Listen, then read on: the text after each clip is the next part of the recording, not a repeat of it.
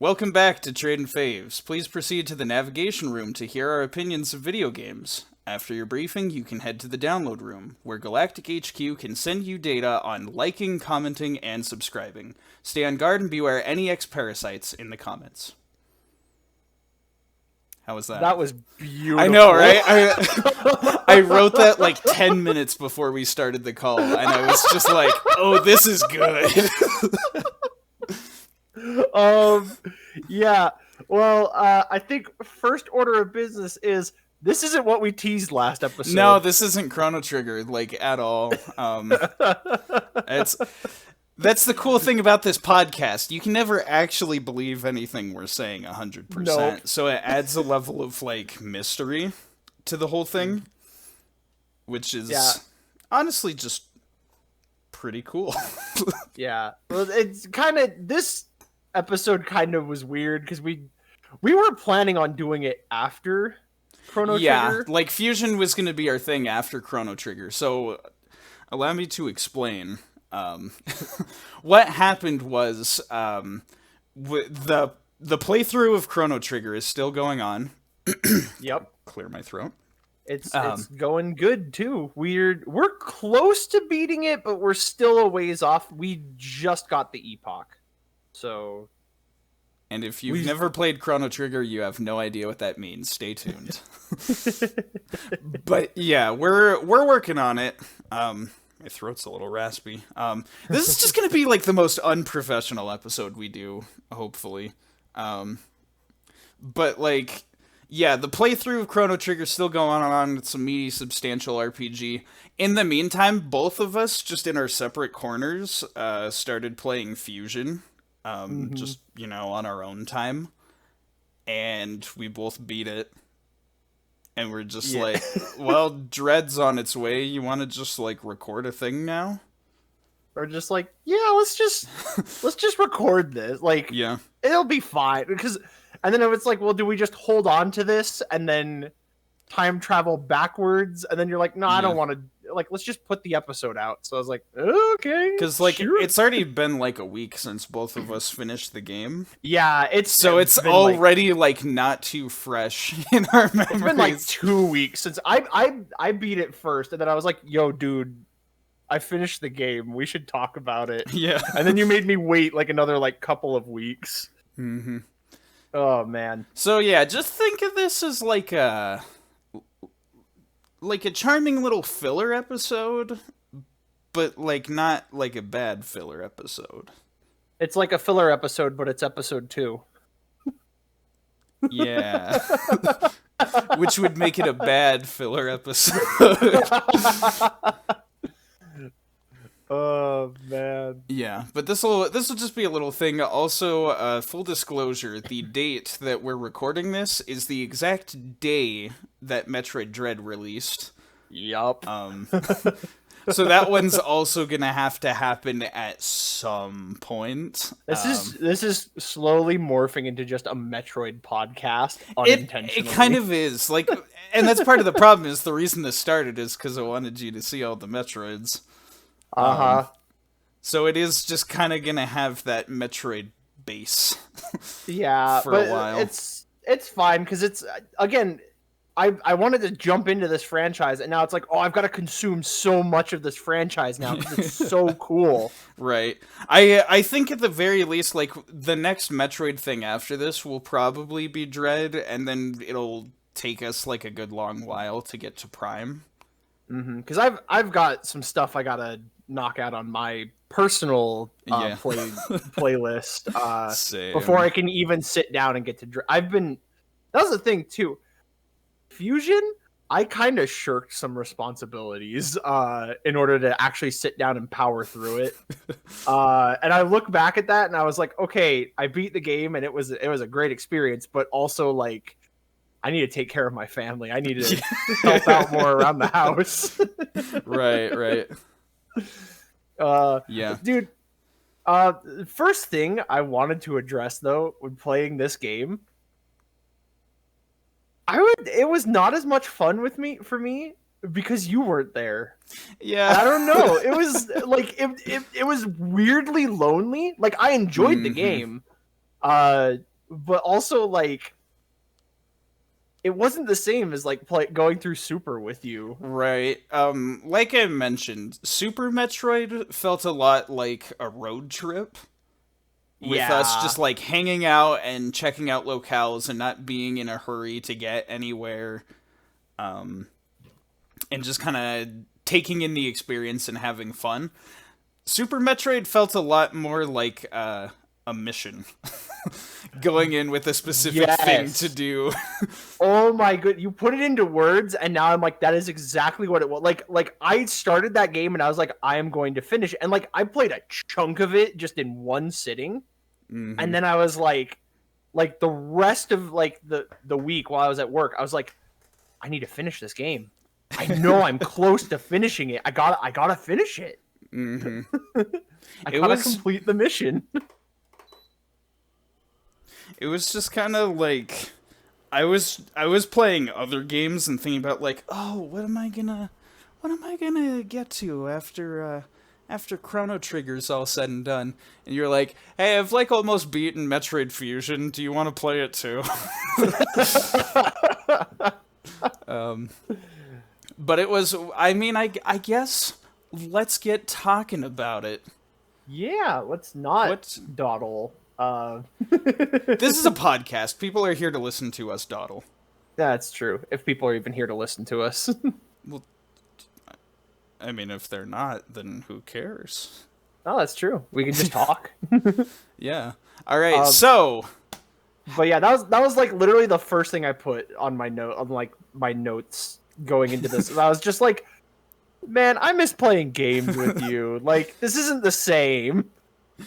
that's like the the headline: How Ex Parasites Ruined My Marriage. It's like, honey, we need to take care of our screaming child. Hold on, I gotta take care of these Ex Parasites. Yeah. Sector 4 is not gonna save itself. Well, let me ask you, what were your first impressions of the game Um, going in? right. So with this one, it's visually, it's all there. It's just as Metroidy as anything else. And I was playing it, and I was just like, I've already played Super Metroid, and this feels like Super Metroid. So like, I get a lot of the stuff. I get how the map works. I get like, how all the different like the just the regular shots and the charge shots and the missiles. Like I'm Metroid literate. Mm-hmm. But at the same time, it's also kind of different than, Yeah, the other Metroids. it's kind of And like as my opening statement, I'll say I found more things to enjoy about the game than dislike. yeah. I did find it to be a very pleasant game. I'm still not quite sure I like it as much as I like Super Metroid. That's kind of For a the lot of same boat reasons. that I'm in. And it's And weird because like when I look at the game, if we had started with Fusion, I probably would have liked it more. right. But because like we started with Super Metroid and then went to Fusion, it like almost it feels a little off. Yeah, it just feels a little different. And so it's kind of weird. But like my first just like booting up the game, the opening, I was hooked by the premise. I freaking love the concept of this game. Yeah. With like the X parasites are so cool, and that was something that always kind of like was kind of weird for me. Was after we finished with Super, and it's like there are no more Metroids, they're gone. Why is this franchise even called Metroid anymore? Yeah. like and it left me kind of like sitting there like this is so weird, but then like that opening gives you the premise of like, no, Samus is the Metroid now, like, Mm-hmm. and I like that, like, absolutely just much like an X parasite latched onto me and just wouldn't let go. I thought Mm-hmm. that was such a neat concept. Yeah. Yeah, I definitely agree with that. In terms of like the storyline and just like the narrative and everything, it is interesting that it's like it's got dialogue when like the major strength of Super Metroid was that it didn't. Yeah, it's But at the same time, it's kind of like they could start like doing some things with Samus as a oh character. yeah. They Um, like and I it's felt like the world was a yeah, little more fleshed out like going into it than just right. kind of like generic space and like the Galactic Federation's a thing. Mm-hmm. You know, like here like we actually got to get inside Samus's head a little bit, which again from the last episode, my start with the franchise was Other M. And so it was super interesting seeing like the seeds of Other M in this game, but Right, like because that is the thing. Other M was meant to be the what it's prequel. a prequel to this, but like it means to like take a lot of concepts from Fusion and flesh them out. Yeah. But it's just kind of interesting because it's like we started with that, and the whole game is about being inside Samus's head, but Hmm. it's like not really Samus. It's like the Other M interpretation of Samus. Yeah. It's interesting. Like Yeah, just the whole like premise and concept of this game was so like weird because like again, Super Metroid was such a big finale that like the franchise could have just ended there and like that would have just felt like a really solid ending. But it's like, that well, usually happens with I franchises mean, when they yeah. make something the biggest and best and then keep the series going. Like it Yeah. doesn't usually. But this was such like Yeah, an interesting way to like progress the story. yeah, for Because sure. like I'm like, well, all the Metroids are gone. Like what's left now? And then they introduce the X Parasite, and I love the X Parasite. Just like as a concept, I think that's brilliant because it makes the Metroids even. I don't know. Just I like the Metroids. Hmm. Like that's the thing about the X parasites that I really like. As a bad guy, it's almost kind of the same feel as like Calamity Ganon, where it's like it technically is a thing that's evil and is like trying to kill you and stuff, but at the same time, it's also kind of more like a force of nature than an actual Yeah, character. And so yeah. it's just like you never know like where the X parasites are gonna be or when the world is gonna turn on you. And in that sense, it's just like it creates. I don't want to say dread because that's the next game, That's the next one. but That's gonna it create creates that dread. fear of the environment. Mm-hmm. And Yeah. this Well, the game really does like up the horror factor a little bit more compared to Super. Not like too much that it is a horror game. It's still like at its core like an action adventure type thing. Well, search action, but like it definitely has those like elements of horror that just like really give it that great atmosphere. mm-hmm. And I have such a weird like love hate relationship with horror games Yeah. because like I hate I hate most horror games because they tend to be incredibly gory and like I have a weak stomach. I Yeah. don't like gore. Um but then like I like the concepts of horror. Yeah. And like speaking of concepts too, like just going back a little bit to that opening, I love the whole just like because Samus now has Metroid DNA, Hmm. like and that like the Metroids and the X parasites are like almost almost like natural enemies. And so it just like it instantly creates this thing where it's like, okay, you are the thing that needs to stop the X parasites now because that is Right. what you are. Like it is in your literal DNA to stop them. I do love that, like, as the Metroid series has continued, they expand more upon, like, there's a reason why Metroids were, like, natural creatures, and, like, there was a need for them in, like, the ecosystem. Yeah, but then, like, at the same time, like, because to my understanding of it, the reason that Samus went to go wipe them all out is because they started evolving in a very unnatural way, or like a very Right. dangerous way, that Samus had to wipe them out. But then, like, the baby Metroid shows like their potential for good. And then with this game, it definitely is like, oh man, this is even more so. They had a very, like, good positive potential before Mother Brain and Space Pirates and even the Galactic Federation all started messing with things that they shouldn't. Everyone wants to put some of their chips on the table and make a bet. Like, Yup. And Samus is the dealer and going, "Are you serious?" you've betted on 23 black for the 4th time.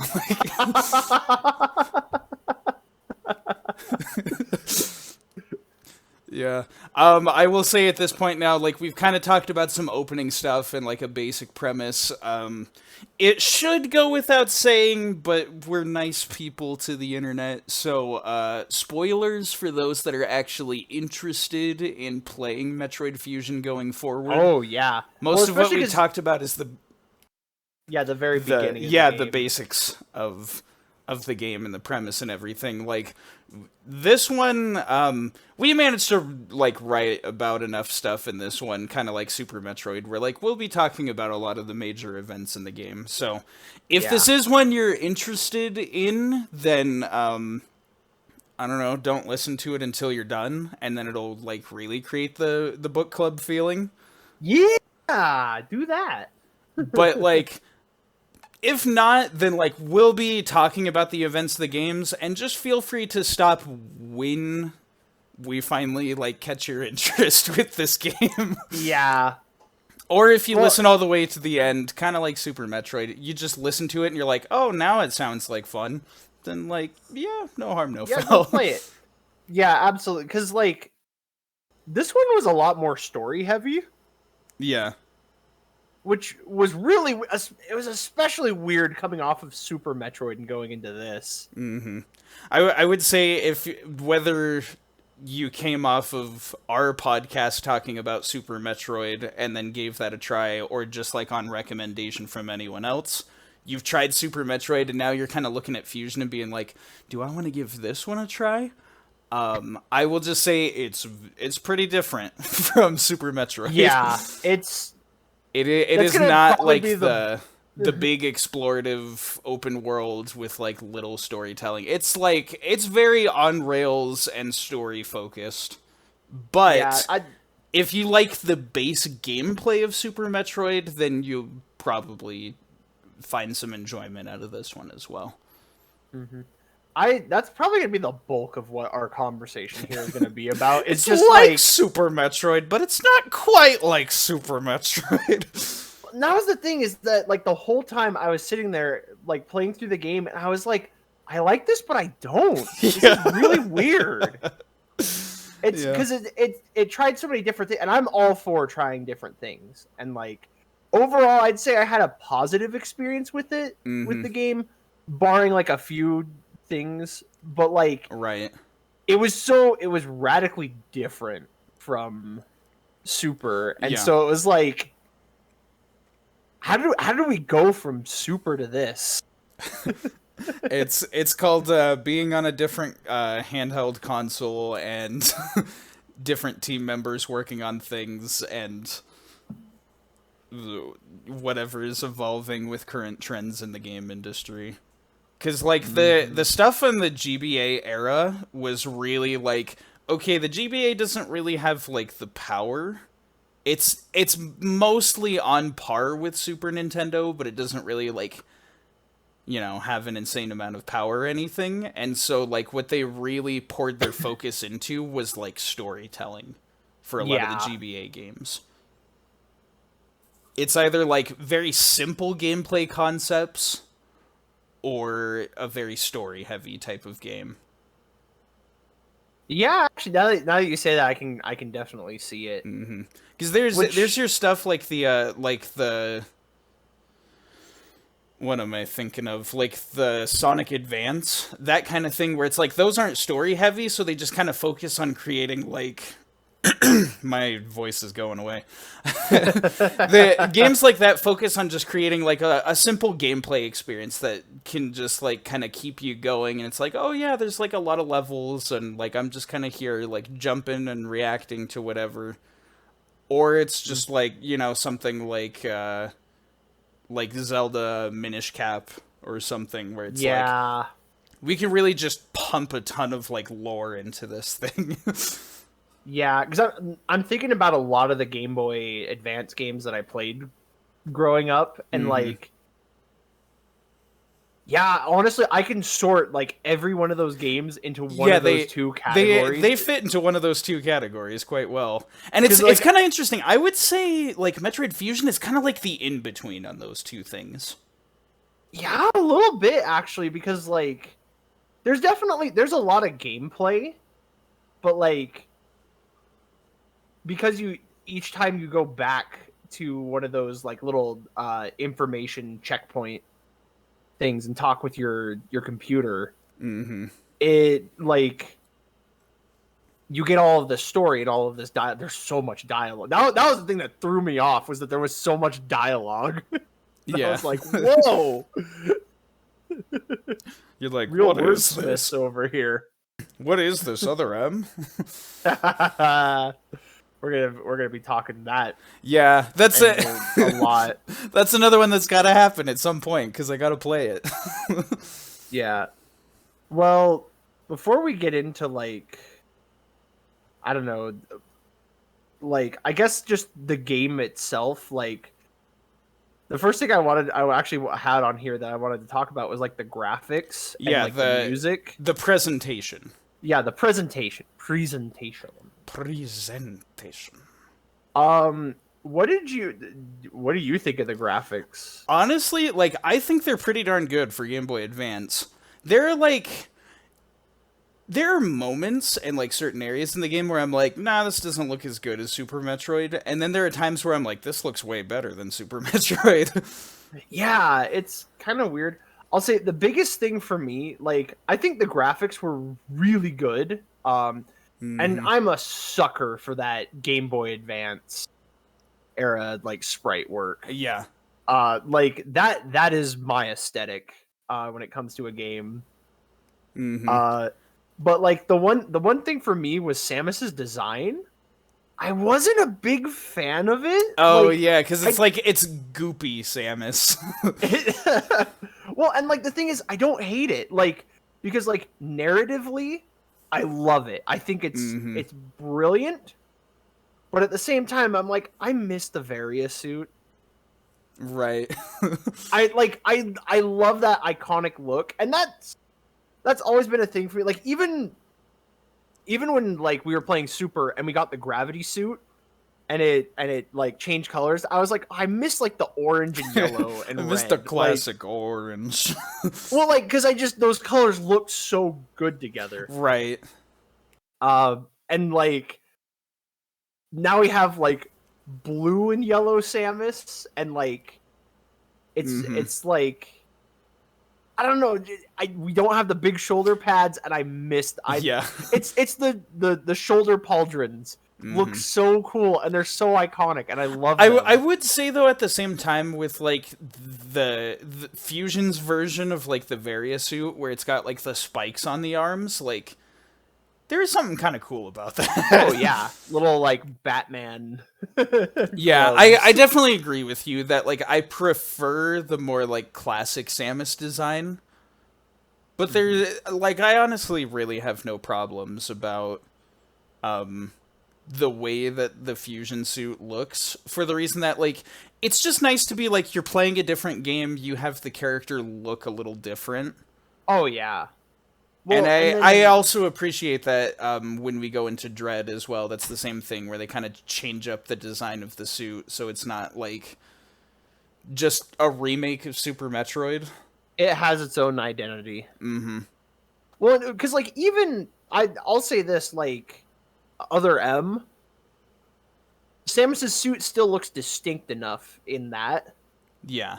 And I'll also say, like, I think that might be my favorite design was Other M, just because like I like that I could see Samus's face for Right. so much of the game. I would say Uh, specifically, like, my favorite design, I think, for Samus is like the Smash 4 Smash Bros Ultimate, how it takes the Other M design but kind of makes it look a little like sharper, cleaner. yeah, that's definitely look at Smash Bros doing everything Yeah. perfect. Go figure. We can't all be Smash Bros. No, we can't. But like even because that's the other thing too is like Samus's build is that like she has a much more like masculine build in Fusion. I don't know if you caught up like picked up on that Actually, yeah, no, I didn't like really think about it too much, but now that you mention it, it's like, yeah. because like they surgically altered her, and so like visual like I said, I love the iconic Varia suit. Mm-hmm. But like from a narrative standpoint, I eat that up. Like I think that's Mm-hmm. such a unique, interesting concept, and I absolutely like I'm here for it. Right. And so it leaves me in like this weird position where I'm like, do I like it or do I not?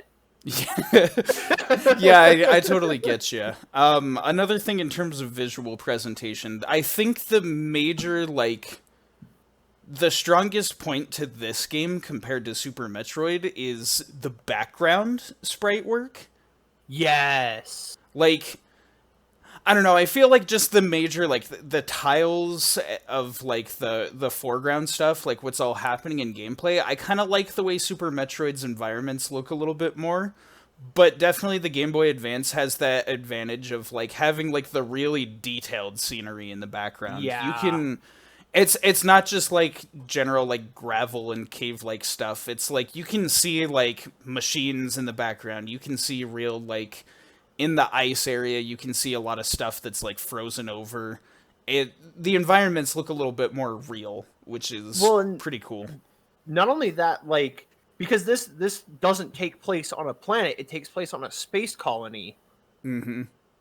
meant to mimic what was it, SR-388. Yeah. And so like it looks like SR3 like it looks like a natural environment, but like a man-made imitation of it. Mm-hmm. And there's like all of this like technology and stuff. And like I really loved that aesthetic. It's Yeah. aesthetic in Metroid is always good. They just always land like 100% of the time Uh-huh. in terms of like the visual design and stuff. And now like how do you feel about the music? The music, I actually really like the music in this game. Yeah. And again, because this came up last time when we talked about Super and how like I didn't have as big of an appreciation for the music because there was a lot of ambience there, Mm-hmm. and then we were talking most of the time, so I didn't pay attention to it because it was just me. I got to really zero in on a lot of the music, and like I don't know, I enjoyed a lot of it. Mm-hmm. I think the soundtrack to this one kind of does something different because like they still go for like the atmospheric sounds for a lot of like the more intense like moments where they want you to feel really like you're in a scary situation, but they really put a lot more effort into like making like tunes, Yeah, melodies and stuff instead of just really putting a like, lot into melodies and everything, and they're not very conventional like video game music type of tunes. They do a lot of really like a lot of weird alien sounding things, which yeah. is exactly what you'd want from Metroid, but it doesn't sound like anything else I've ever heard from a game. Yeah, like it's very unique. Because I have on here like some of my favorite songs, and like one of my favorites was like it's that one boss theme. It's when you fight the spider, and Yeah. what was the It was the spider and then like the eel thing that had the speed booster. yeah Yeah, and like Yeah, I that was one love of the that. best boss themes. That track was so good because like it very much fit the moment when those two bosses would show up, and like the tempo is very high, and that got my adrenaline going. Right. And it's Like, like I've never heard a boss theme like that in a Metroid game, honestly. yeah, like Cuz like it's with the ones that I've played, like Super Metroid does like the kind of more, you've got something kind of like that with like the Ridley fight theme, but then some of the other ones are more just like kind of scary. yeah. I'm immediately reminded of like Spore Spawn from Yeah, Super, where it's and just how it's just ominous this. pianos. Yeah, do do do do do do, and I just like okay, and then it just like it's like this like 4 second like looping track, if Uh-huh. even that. Yeah, and then it's interesting because with stuff like Prime, they do more of that, like the really like industrial sounds that are very robotic, and Yeah, again going for a very eerie feel. With this one, they went for more of like something like high energy, like yeah, let's do this, let's fight. Like, yeah. Like honestly, I was listening to that and I was like, this sounds like something. Well, again, because it's the Game Boy Advance. Like, I would hear in a Game Boy Advance game, like in like a Sonic Advance or something. Like, now for very different reasons. One of the one of the tracks, particularly a boss theme that I really like, was the theme for Nightmare. oh my gosh, yes. Because with that one, it sounded unlike any boss theme I'd ever heard.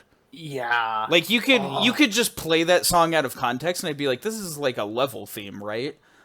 It has this very like slow, steady beat to it, and a lot of like synth instruments doing like a really like warpy space kind of feel with like the wow, and it's like yeah. it doesn't sound like boss music, but it makes the fight perfectly intense. Oh Especially yeah. like with Nightmare doing like lots of stuff to like shift the gravity and everything. The music just works perfectly for that one. Yeah. Oh my gosh. We'll probably talk about. I have it later on down the Yeah, list, yeah. but just favorite boss fights. And In general, there's a lot of like really pleasant ones. The one that stood out to me was Sector 1 just because there was a remix of it in Smash Bros. And so like the moment I heard it I was like, "Oh, it's that." I know what that is. oh, Lots of memories of Subspace Emissary with that theme. oh man. Yeah, but overall, like the music, it's really good. It does something like very different than Super Metroid, but it honestly pays off super well. Yeah. Um, Well, and like there's also a lot of very like ambient like there's a lot of moments where there is no music. There's just kind of like Scary computer sounds and well, or even just like you hear the SAX walking right. by, and gosh, that Uh huh. those moments are like the highlight of the game for me. Mm-hmm. That is Um, for real. Like the atmosphere, they just nail it. And the fact that they have little like cutscene stills, like obviously it's on the GBA, so they're not going to do like full animated cutscenes or anything, but they have these real mhm. like close-ups of like characters that are detailed for moments Yeah. like when Samus Oh, is like in an elevator thinking to herself, or like the SAX shows up and it like zooms in on the face with like the glowing eyes. oh my gosh. Those I'm such a little, sucker for those. yeah, like little cutscenes like that are like, that's how you can get away with making something more story heavy in a GBA game without being able to animate a lot, and it really works to the game's favor. Yeah, absolutely. Oh my gosh. Yeah. Graphics good, music good. Yeah, they really Um did a good job there. controls? Yeah, it's something to talk about. Yeah, here's a I will ask you first, as the person who did not physically play Super Metroid. What did you think of the controls for the game? they were good. Uh just there was a bit of a learning curve for me Yeah. going in because, well, again, because I hadn't actually played Super, and so it was different. Mm-hmm. Um, like, but for the most part, like I felt like I learned it pretty easily, without any problems. But then like there were a couple of power ups that threw me off, like the space jump. Getting Yeah. that rhythm was really weird. Like Mm-hmm. I remember that in other M too. Like the space jump has always been like the weirdest, most finicky power up for Mm-hmm. me. And from what I was told, like apparently this is like one of the better space jumps in the game. And like once I got the rhythm, I could do it pretty consistently. Mm-hmm. But like it took me a bit to figure out. And then the same was with the like Shine Spark. Yeah. Um like I enjoy just like you just run and then when you hit max speed, you just go. But then like just figuring out how to do it was kind of weird. Yeah, it was a little tough, and they definitely don't have any sort of like a tutorial baked in. Yeah, like I didn't know you hold down. Yeah, because you And gotta crouch so to like store the energy, and then you can jump in a direction. yeah, and that took me a bit to figure out. Yeah, definitely. Um but like the more I played, like I, you know, I really started to I really started to get a handle on the controls until I beat the game. Um which that's a thing. This game reminded me I'm really bad at video games. Don't say it like that. Think about it like this: you have a life outside of video games, I mean, yeah, and that's that's something part to of be it. proud of. But like even then, I died a lot in this Yeah, game, I and like mean, there is a difficulty spike in the game. Um, but like I just there was a point I hit where like I died a lot, and I yeah, was just like, am I gonna be able to do this? yeah. Yeah, I get you. For me, like, I definitely died a lot in the game, but I at least feel like even to like the difficult bosses and the moments where I died a ton, I never felt like it was something that was so impossible that I'd never be able to do it. Yeah. I just felt like, oh, I messed up in this area. I just got to do better about that next time. See, I did the thing where because it was always boss fights where I would die. Same. And it brought me back to when I beat the Octo expansion in Splatoon 2. Mm-hmm. The secret final boss. I literally just channeled all of my rage into just like I will beat this, and just through like sheer force of anger, like beat those challenges, and it was so funny.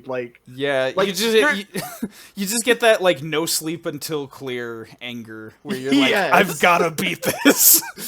No, and like it's so funny whenever I get that because like I don't have time for a lot of video games, and like Uh-huh. when I do, I tend to play either platformers or RPGs or like you know Yeah. very like laid back games. Mm-hmm. Uh, and so when a challenge is suddenly thrown at me, I get really angry, and then I just like force my way through it. Like I'm Mm-hmm. like I can do it.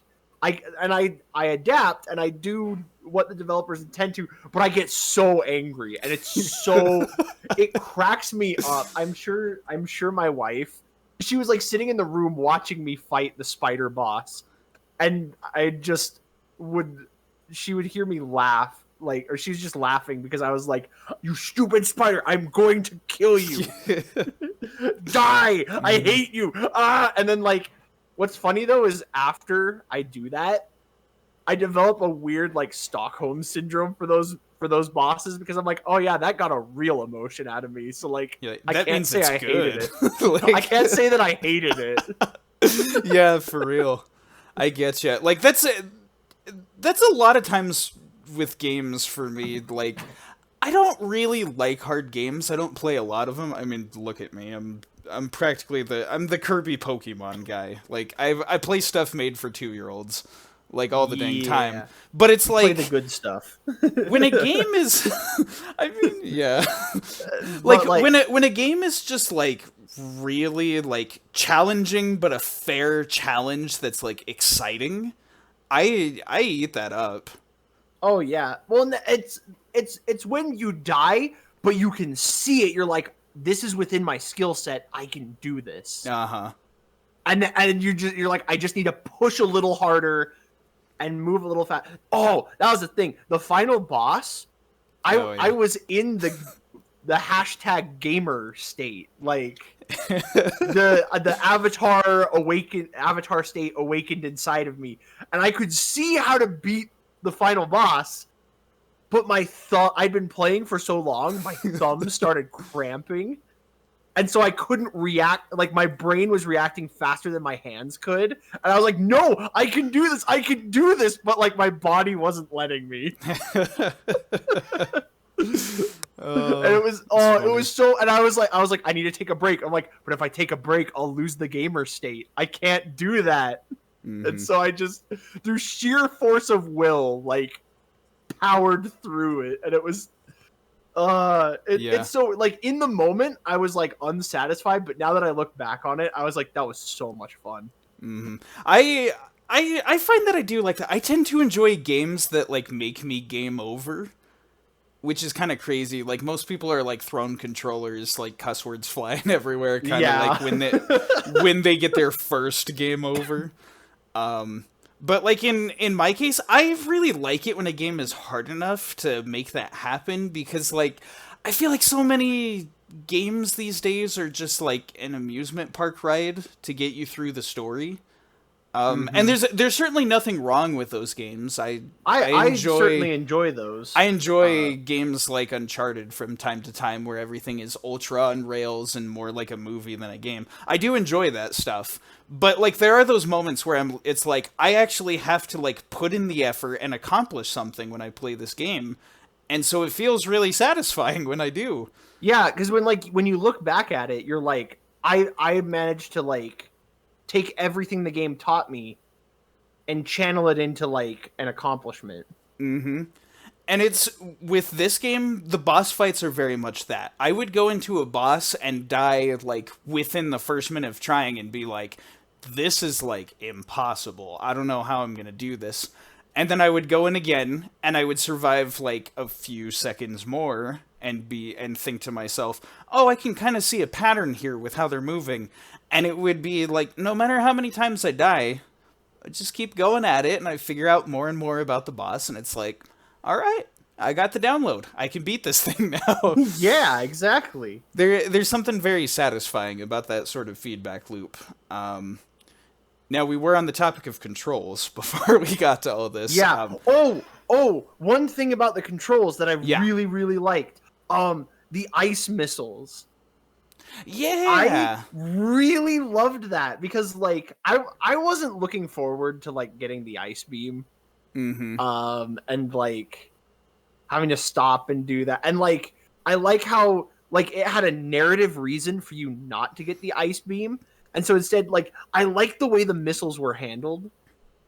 Um in like, you know, well, first off, that like there aren't missiles and super missiles. Your missiles just get upgraded to super Uh missiles. huh. And I was like, "Oh, It cool." it works the same way as like the beams. How the Yeah. powers just stack and your missiles they're still your missiles, but they keep getting better.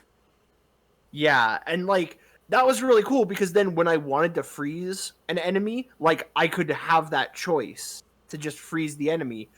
But then like any other like beam power up or whatever, I'm like, oh no, like I'm not gonna take this off because these are useful. Mm-hmm.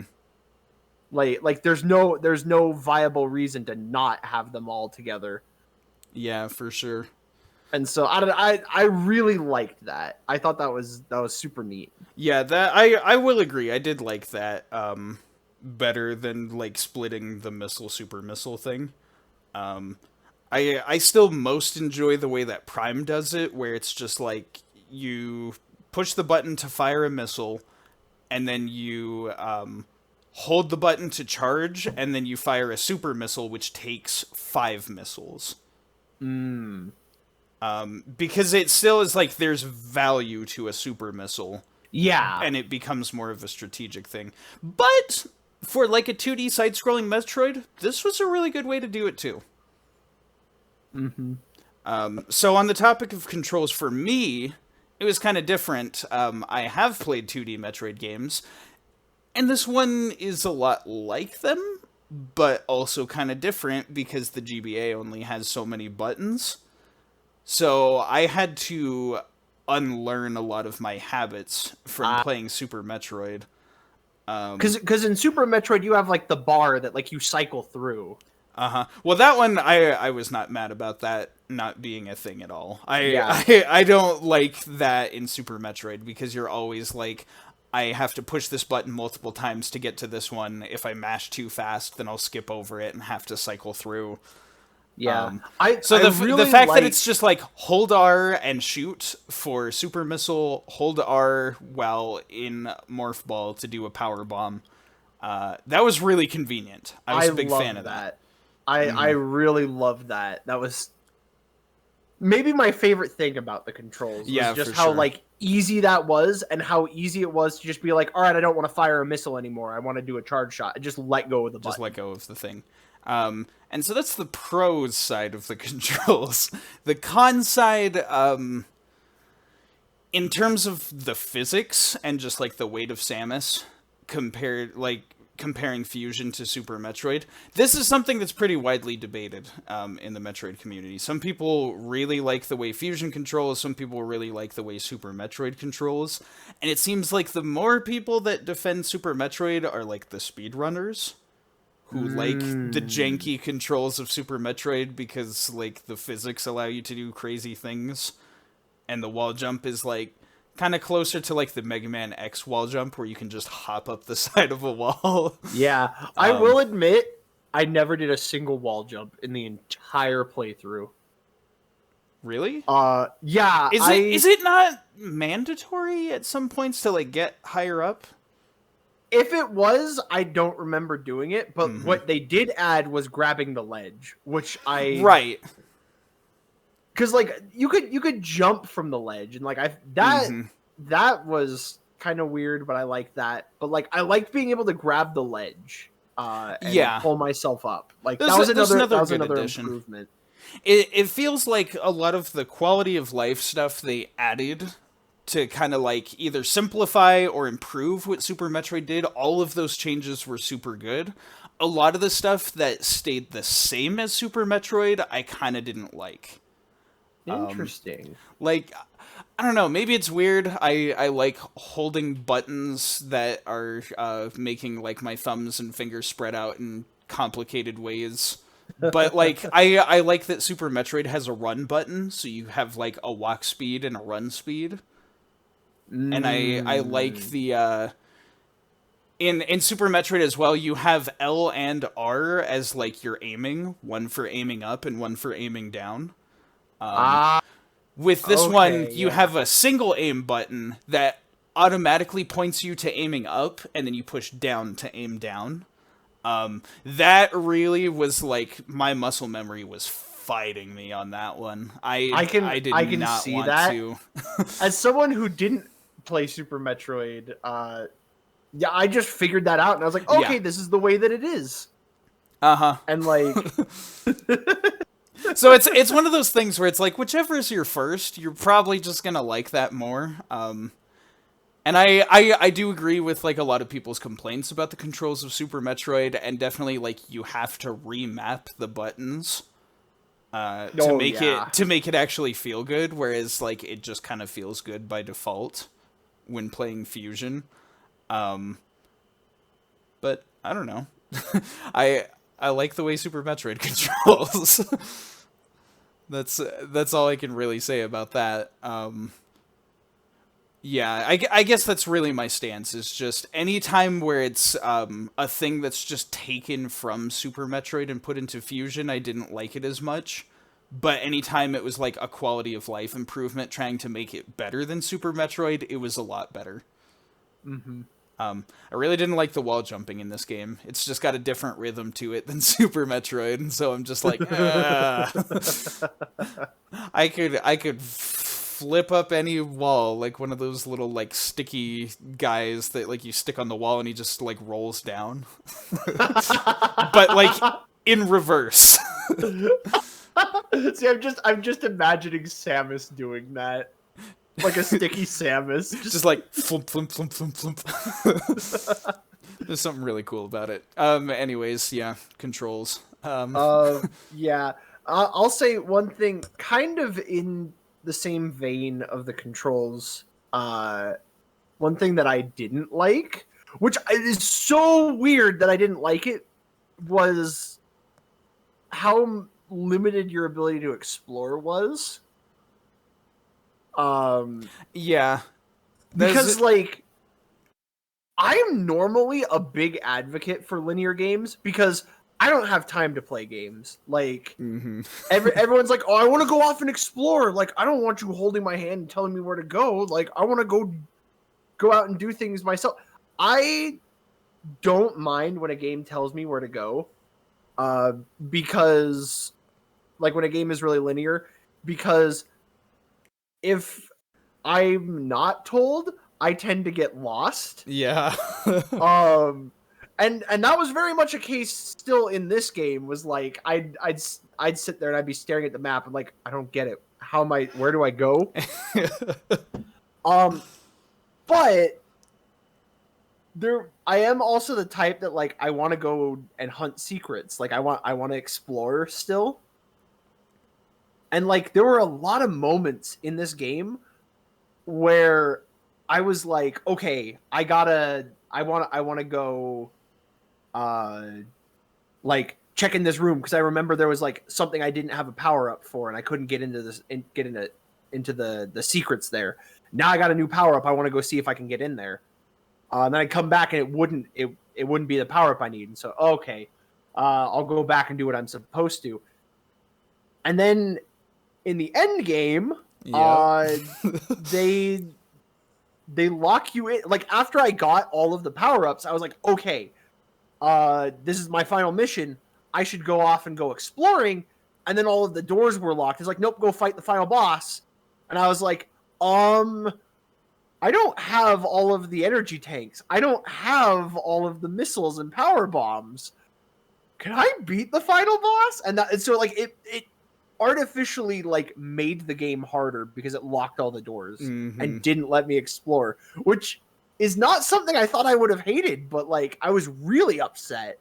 Yeah, that was something that really bugged me too, because I was just like at the point where I was like, when you've got the screw attack, you're like, okay, it's time for cleanup. Like, I'm gonna go find everything. Yeah, But it's like it's right at the ending point, and the game is just like, nah, you don't get to go through all these rooms and find the things you missed. If you didn't get them when the game would have let you, you just aren't allowed to have fun.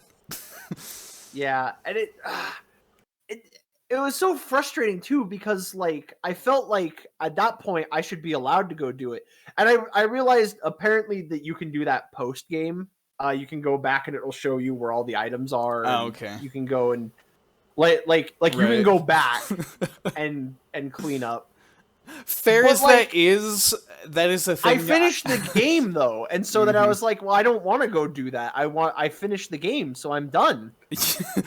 There's a part of me that's like really bothered by the concept of post game, because I just like it when the credits are the last thing I see when playing a game. Yeah. Like, No, I agree with that. Especially because like for me, story is such like an integral part of gaming. Like it's really hard for me to play a not story heavy game or a game like without a story because I like being able to take something away from the experience. You right. know, I'm the type of person that like I love to overanalyze characters and motivations and like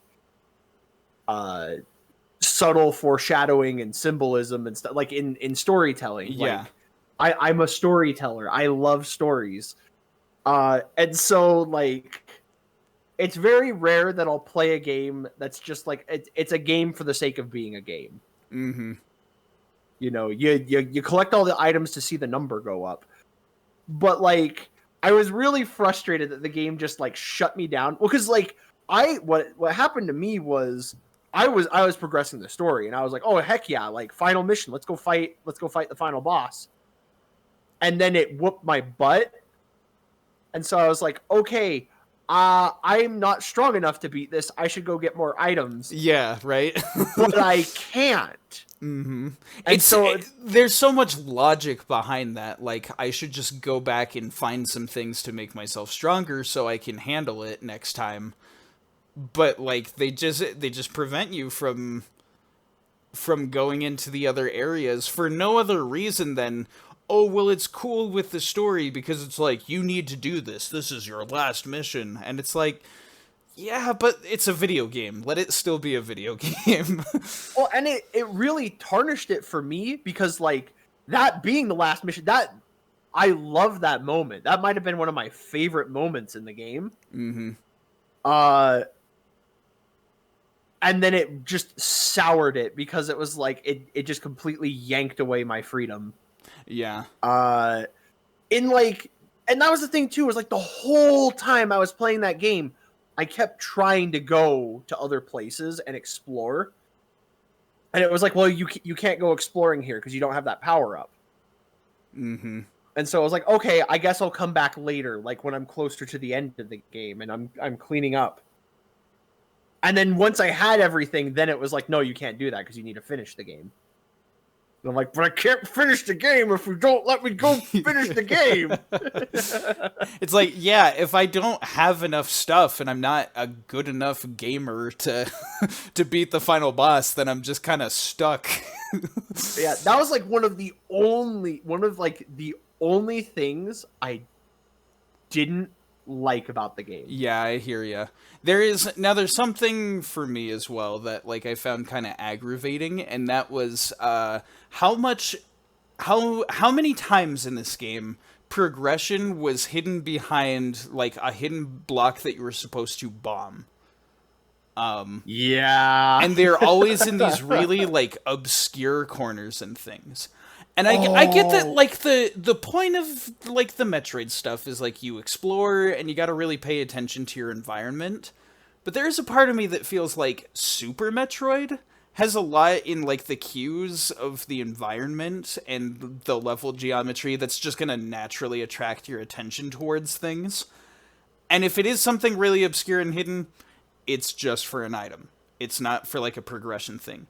In this game, there are a lot of points where you will just hit a dead end, and you have to know that there's this very specific tile that's not, like, on the floor or anything. It's, like, hidden up in, like, the top right corner of the room. And you have to, like, use your spring ball to, like, jump up there and put a bomb there or whatever. There were so many moments where it was, like, really specific, like, spots I had to bomb. Or even worse, those moments where it's just a morph ball path that is covered by stuff. I was just about to say, there is a very specific moment in the game that frustrated me. Uh-huh. Where, like, you're supposed to go through this whole, like, maze. And, like, you use the bombs. I use power bombs because I like power bombs. And I don't want to sit there and guess the whole time. But the thing was, so it cleared out the blocking the path, but there is like a sprite of like moss or something in the foreground hiding the spot that got broken. Yeah. And so like you can just go through it, but I couldn't tell. Right. And so you I just went look in at it and you can't see. I went in circles, like, where do I go? And then I had to look it up, and I was like, are you serious? I go right here. Yeah. I was so mad. Especially because, like, I was looking up guides, and they're like, yeah, just go through the room. And I was like, how? There's nowhere to go! Yeah, that was I never needed a guide for a boss fight, but I needed help on so many moments just for like those little like oh yeah, Yeah. you bomb this and you can't see where to go, but like it opens the thing so you can go through. Like there are moments like that, and that's the thing. Super Metroid, again, none of those are like mandatory for progression. But even if they were, the X-ray scope exists. You Yeah, don't that get one of those in I Metroid Fusion. miss the X-ray scope so much. There is no X-ray scope. As far as I know, maybe there is. I haven't seen the 100% requirements for the game, but like I'm pretty sure the only power-ups you get are the ones like locked onto the story path, and it's just like The ones that get downloaded into your arm. by the end of the game, Oh, like when I had lots sorry, of my leg just started cramping. oh no. Sorry, I had to like jump out of my seat because it's like, ow, my leg. Yeah. That was karma for me making that downloading power ups into your arm cannon. Right. Yep. Okay, so yeah, like I was saying, by the end of the game, I reached a point where I was just like, I'm not looking for anything anymore. I've got 20 something power bombs. I'm just going to like use these liberally to just blow everything in the room wide open and just see what's there. And it's like, to be fair, that does work.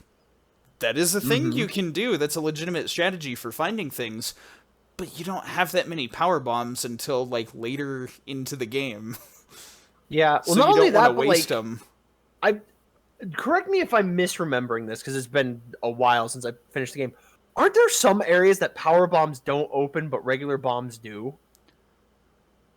Am I misremembering that? Because like I felt like that was a thing, but it's been so long since I played the game, I don't actually Let's see. remember if No, I not with misremembered normal that. bombs. A power bomb will open anything where a normal bomb works. Okay, But if it's a different power up, like the speed right. booster, The speed booster. it will reveal those tiles, but it will not break them. Yeah, well, I don't think the power bombs reveal them. I think a normal bomb does. I think that's what I'm remembering. And then there are things like the fall through blocks, where Oh like my again a power bomb goodness. will reveal those to you, but you have no way of getting through them if you're underneath them. I have learned that the fall through blocks are just a Metroid thing. Yeah, It is where there's the some really mean like ones where it's like a power up. And this natural path that looks way too easy to get to it, and then you just Yeah. like, oh, here's where the fall through block is. Woo! Or when the devs were feeling particularly mean, it drops you right in front of the SAX. Yeah, that too. I mean, that's just the devs just being mean. Uh-huh. It made for great moments because I actually uncurled out of the morph ball and caught the edge. And I'm just hanging there above the SA. Like, it's standing right there. Oh my gosh. That was something I actually enjoyed. But man, let's just talk about the SAX because that was easily the best part of the game. The SAX was the best part of that game because of just how absolutely terrifying it was. Because, like, I started to get kind of lax around it. Because I was like, oh, whatever, like, it's cutscenes, it's just wandering around, like, it can't actually get to me here. And so I let my guard down, and then that moment where I fell through, and I caught the edge, and, like, because I panicked and, like, uncurled out of the morph ball, and just that happened. Yeah. And in that moment, it dawned on me, oh, if I hadn't done that, I would be dead. And that's the thing. Okay, I'll explain this for the listeners at home that aren't interested in playing Fusion yet, but are like wanting to hear us talk about it for some reason. Interesting. They exist. Especially if they're amongst my subscribers, it could be likely to find people like this. That's actually, yeah. Now that I think about it, it's very possible. Yeah. So with what the SAX is, the concept of the story is that the ex-parasites took Samus's power suit, and that's why you're in this goopy fusion suit or whatever, because you don't have like your classic power suit. Yeah, because they surgically like removed Samus from the suit, and like parts of the suit were like still like like welded into her or something. Like, and the remaining ex-parasite took what was left of the suit and just turned it into this walking like nightmare. Essentially, what it is you are playing as an underpowered Samus, and the SAX is the fully powered Samus with all the power-ups and just brutally strong, but it's evil, and it wants to kill you. like I love how I think in the game Samus says it's me without a conscience, like with no morality. Yeah, and so it is just a relentless killing machine. And so the way that it's set up with the SAX is just during moments as you're playing the game, it will just start coming through an area and it will try and kill you.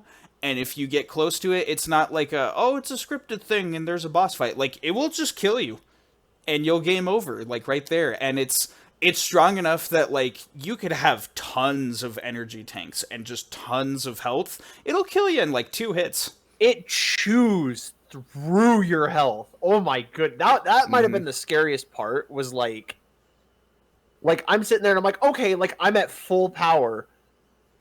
And then like 3 hits and I'm like almost dead. And there are lots of moments in the game, like, it starts with you just like, well, there's no way I can take this thing. And so you gotta find, like, tiny little alcoves to hide in, so it doesn't catch you. And it'll just, like, blast through walls or whatever, just completely changing the level geometry. And, it'll just move around, and if it spots you, it'll kill you. And then towards the end of the game, what they start making you do is, like, they make you, like, you need to get to the other side, so you have to run past this thing. And it'll, like, notify, it'll be like, there you are, and it'll start chasing you and, like, attacking you, and it's like, you can't do anything to hurt it.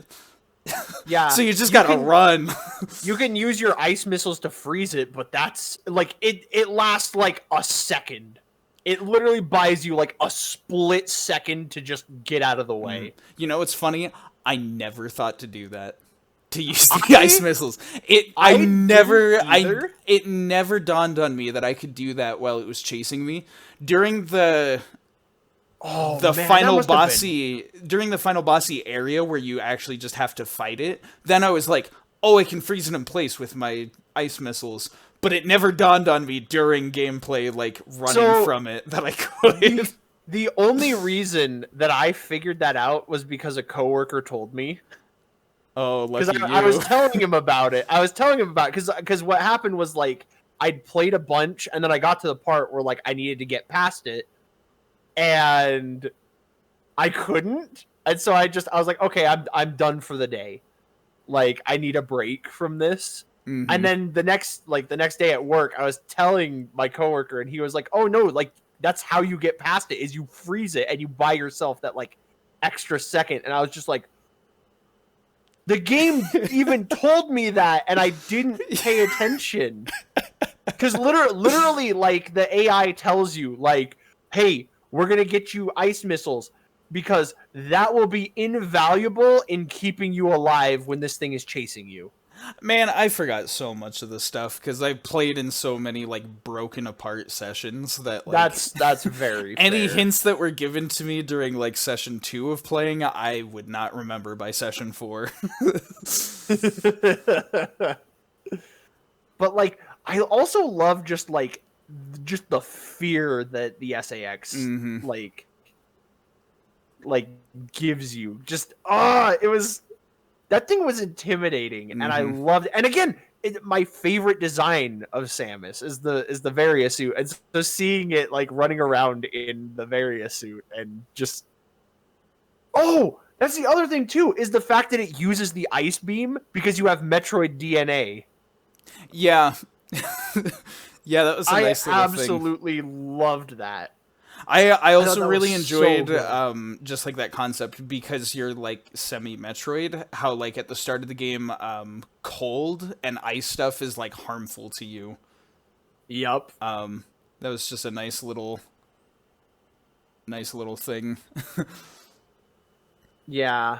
Well, and especially like I don't know if you remember the moment. It's where like you're basically told like, hey, the X parasite is actively hunting you.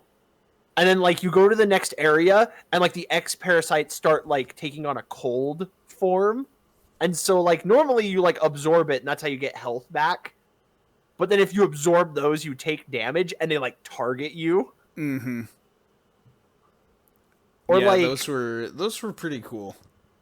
or even oh man, I don't know if you ended up doing this or not. Mm-hmm. So in that area, there's this part where there's this big long stretch of like X parasites that deal the cold damage, like the blue X parasites. Mm-hmm.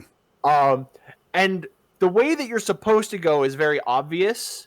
It's not where all of them are, but like you can tell, you're like there's some secret or an item at the very end of this long hallway full of them. If I just blast through, I can make it. Mm-hmm. And so like you fight your way through this long hallway of all these things that can kill you. And you Yeah. get to the end and you come into a room that has like a missile upgrade and you're like, "Oh, sweet, a missile upgrade." And then you walk up to it and then it turns into an enemy and attacks Right, you. there were the enemies that were disguised as power I ups. I lost it, dude. Like and like what's great though is that there's an actual missile upgrade in that room. I Mm-hmm. went back and I found it. But Yeah. like that messed with my head with just like nothing is safe, nothing is trustworthy. Like I started panicking every time I got into a save room Yeah. because I was like I'm not safe here. It's like you reach that point you're like I already have trust issues with this game, but now even the power-ups like oh, it's Yeah. good. It's a good Oh, fake out. it was it got me. It genuinely got me, and Yeah. I loved it. Mhm. For Oh sure. man, I'm trying to think like what other big moments were like. Um let's say I'm kind of surprised like we were like, "Oh, like I don't think this one will be too long. We don't have much to say." It's like we're not too far through like the notes and we've been having like quite the conversation. I know it's just the more we talk about it, the more I realize I have to say about this game. Right. Well, let's talk about this then. Let's talk about the storyline because that is kind of the meat and potatoes of the Yeah. game, like what they're The really trying to big go. yeah. Man, there were so many Hmm. moments in the story that like Right. I really enjoyed. For sure, like Um everything we just talked about with the SAX was like yeah, the that SAX was really good. the XAX was like the highlight. Oh, another thing. I mentioned that like how your exploration is very limited Hmm. earlier, but like there were those moments where like the game did let me wander off somewhere and like Hmm. did you happen I don't know if you happen to do this, but like I wandered into the room where Ridley was being kept, Yeah, just the there's a frozen Ridley, like because I'm just like, oh, okay, like I can go back. Oh wait, I can go through this door. I should poke my head in here and like see what item or whatever is in here. yeah, And then I just saw him. And I'm like, why is he here? and it's Why? like Why did they keep this? you see that, and it's just like boss fight, and it's just a frozen Ridley, and you're like, Yeah, okay, so he's detained for now, but like, that's gonna have repercussions huh. later. Yep. And then sure enough, when you get back to that room, like you come in from the other side and it's like, oh, there's the frozen Ridley. And then like it just shatters and you see the X parasite flying out of it and it's like, oh no. Yeah, you're like, no, I can't have that. But like, oh my gosh, just seeing him there. Because the thing was, this is a Galactic Federation or whatever, like base. And so I'm like, why did they have him? Why is he here? Because like they're replicating SR388, and like that's when like my mind started to just go. Because I was like, I felt like I shouldn't have seen that, but I did. Yeah. And that messed with me. Yeah, that was super cool, honestly. I admit, having played as many Metroid games as I have, I kind of took that for granted. I was just like, oh yeah, it's the mandatory Ridley boss fight. That's in every game. Ridley's popular. They milk his popularity, like. But it's like, yeah, when you really think about like the connotations of like, why do they just have Ridley's cryogenically frozen corpse? Like, yeah, which like also leads into the the artificially created Metroids. That was a great twist. That could be my favorite area of the game. That was such a great moment. You're like, there's all this stuff about like your little computer navigator guys just like being really suspicious. And you're like, what is going on here? And then they're like, okay, get this and immediately go back and do not go in the room with the curtains. That's, nothing is special in there. Please don't go in. And then, of course, you're going in and they're like, hey, what are you doing? Don't go in there. And then you just, like, bust through and it's like, security alarms start going off and they're like, Samus, don't go in there. And then you find they've just been making Metroids. I know, all kinds. Yeah, no, and that like they've been engineering them to like their mutated evolutions like are all there, and I just like I was like, oh no, why are these like once again? Same with Ridley, why are these here? And then the SAX runs in and starts just fighting the Metroids. Because it's just like, Metroids, die! And they're like, nope, we're Metroids. And they just...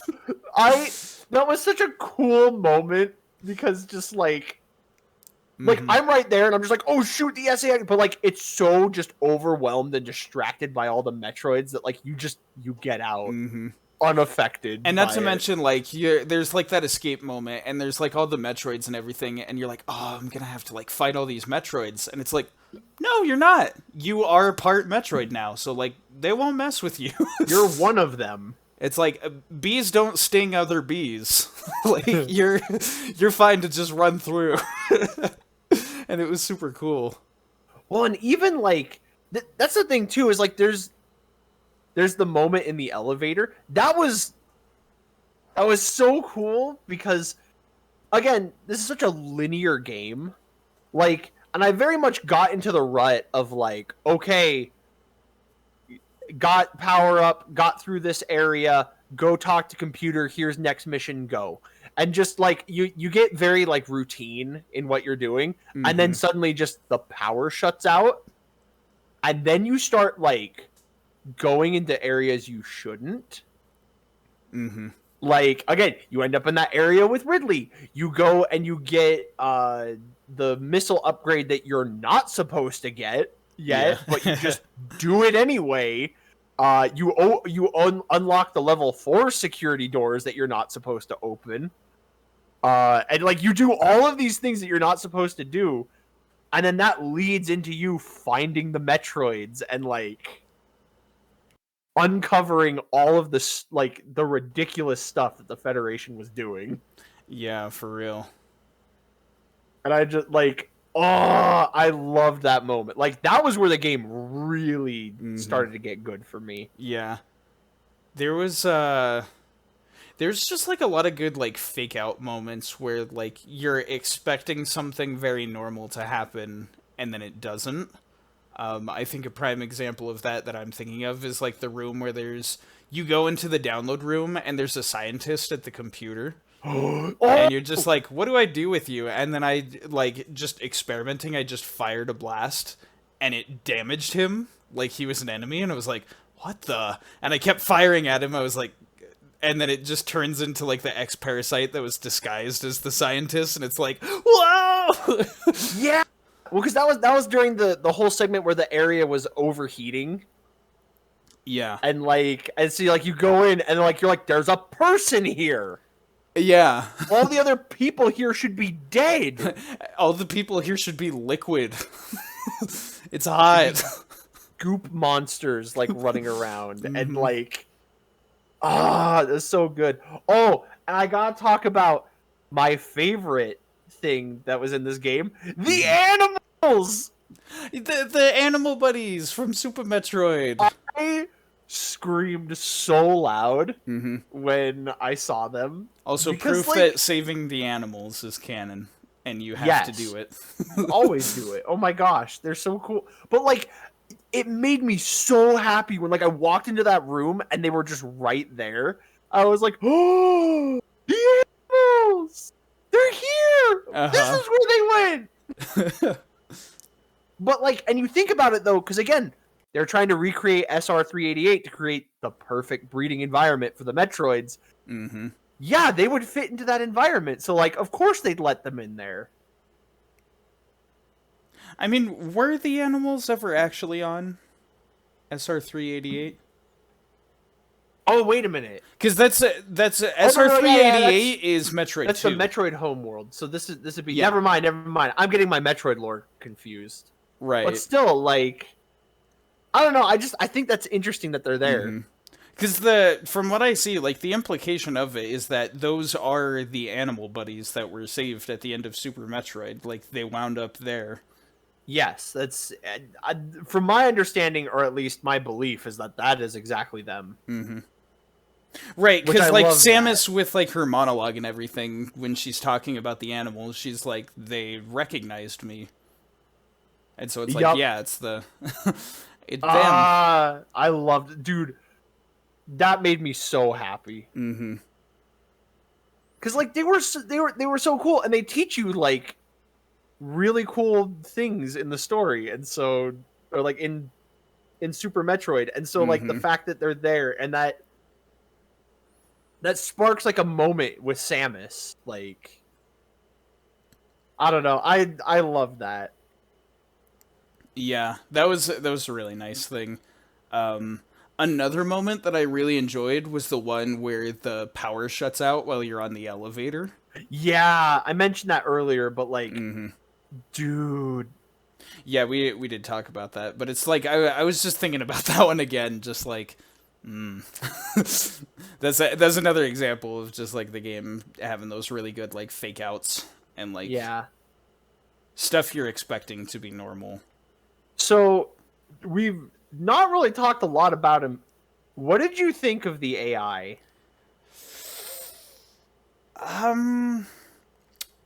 I wasn't sure what the game was trying to tell me with him. I wasn't sure either. Cause like the whole thing about it is like you're doing all this stuff and they're like hiding their, they got a bunch of Metroids they're saving in the back. Yeah. And so like they're trying to set up that and it's like suspicious, and so I'm like, okay, so like he's a bad guy. And then that happens and it's like, and then he does the thing where he like locks you in the room and won't let you out, and I'm like, he's a bad guy.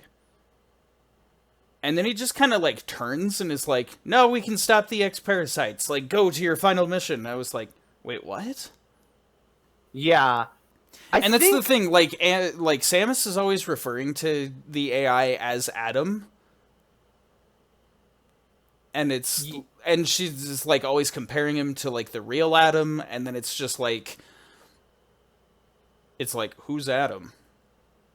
Yeah. And then it just like has nothing to do with Adam, and I'm like, what the heck? Well, it like mentions that he was her superior officer and that he died. Yeah.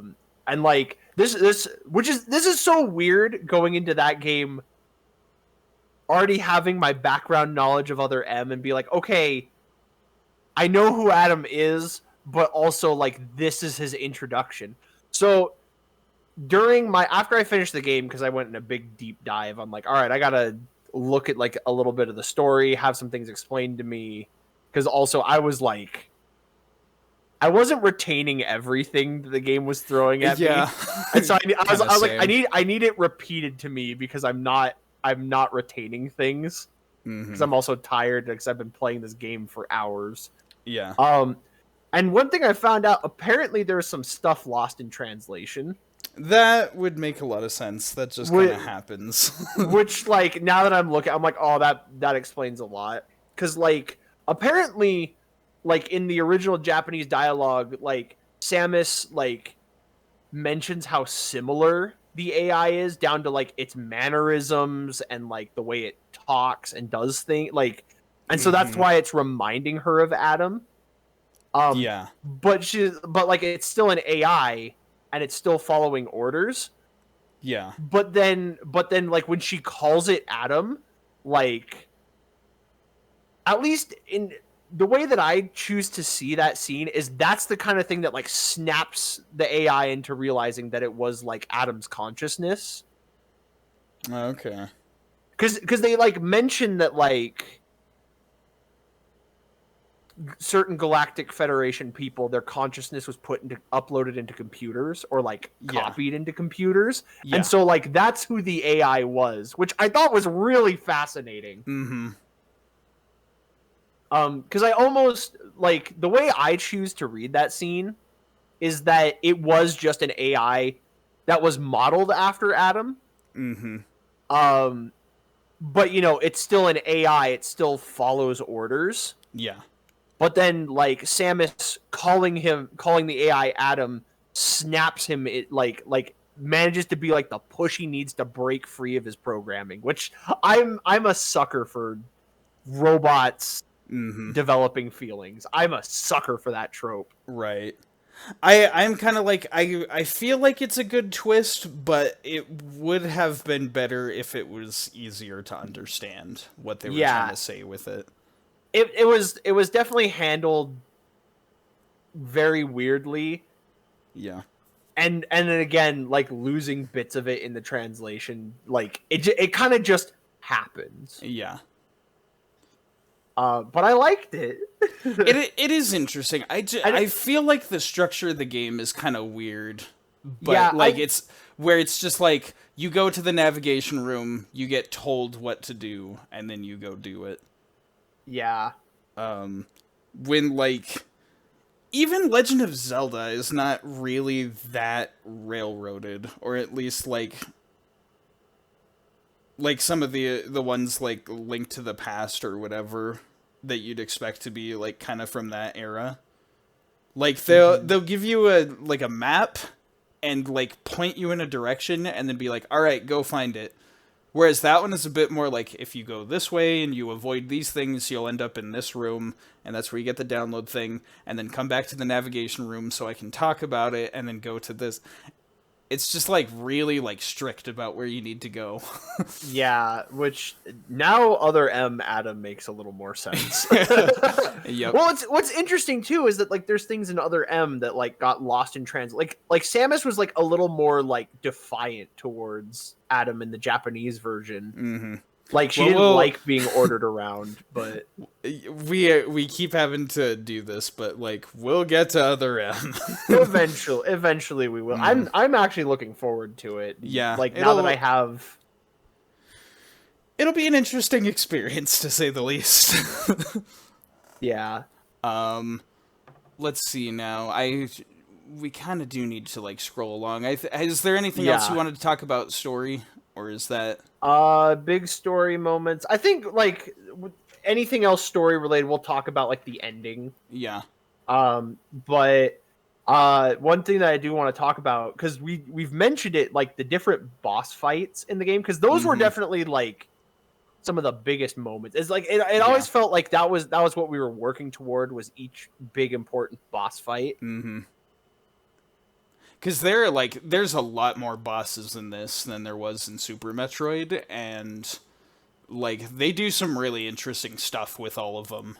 Yeah, like I have just on here like the two, like the thing I like about the bosses and the thing I don't like. The thing that I love how the bosses use the power up that you get from them. Yeah, it's super cool.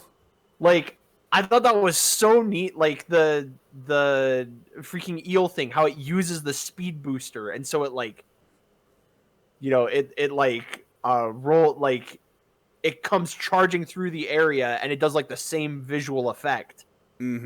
or like how the very first boss that you fight, it curls into a ball and like rolls at you, and then that's where you get the morph ball. Yeah. You know, and like there's so many like fun like ways that they took your toolkit and then turned it into a fight. Right. And they're like the bosses are all just really interesting. Like the sprite work on all of them is super good. Oh Like they yeah. have these really like amazingly animated detailed sprites that like even Super Metroid, most of the Super Metroid bosses were like a big single entity with few animations that would just kind of like float around back and forth, Yeah. or it was just like a really big like unmoving sprite like Kraid or something. But like Or the bosses Crocomire. here, like they've really got some animation to them.